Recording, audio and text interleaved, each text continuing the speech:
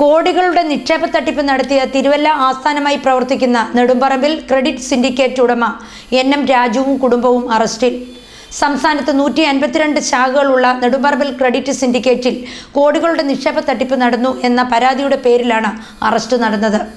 കോടികളുടെ നിക്ഷേപ തട്ടിപ്പ് നടത്തിയ കേസിൽ തിരുവല്ല ആസ്ഥാനമായി പ്രവർത്തിക്കുന്ന നെടുമ്പറമ്പിൽ ക്രെഡിറ്റ് സിൻഡിക്കേറ്റ് ഉടമ എൻ.എം. രാജുവും കുടുംബവും അറസ്റ്റിലായത്. കേരള കോൺഗ്രസ് മാണി വിഭാഗം മുൻ സംസ്ഥാന ട്രഷററും പത്തനംതിട്ട ജില്ലാ പ്രസിഡന്റും ആയിരുന്ന എൻ.എം. രാജുവിന് പുറമെ ഡയറക്ടർ ബോർഡ് അംഗങ്ങളായ ഭാര്യ ഗ്രേസ്, മക്കളായ അലൻ ജോർജ്, അൻസൺ ജോർജ് എന്നിവരെയാണ് ചൊവ്വാഴ്ച രാവിലെ 9 മണിയോടെ രാമഞ്ചിറയിലെ വീട്ടിൽ നിന്നും തിരുവല്ല പോലീസ് അറസ്റ്റ് ചെയ്തത്. നിക്ഷേപ തട്ടിപ്പുമായി ബന്ധപ്പെട്ട് ഇവർക്കെതിരെ തിരുവല്ല പുളിക്കീഴ് പോലീസ് സ്റ്റേഷനിൽ മാത്രം ഇതുവരെ 30ഓളം കേസുകൾ രജിസ്റ്റർ ചെയ്തിട്ടുണ്ട്. സംസ്ഥാനത്തൊട്ടാകെ 152 ശാഖകളുള്ള സ്ഥാപനത്തിനെതിരെ കോട്ടയം, എറണാകുളം, പത്തനംതിട്ട, തൃശൂർ, ആലപ്പുഴ, തിരുവനന്തപുരം എന്നീ ജില്ലകളിലെ വിവിധ പോലീസ് സ്റ്റേഷനുകളിൽ പരാതി നിലനിൽക്കുന്നുണ്ട്.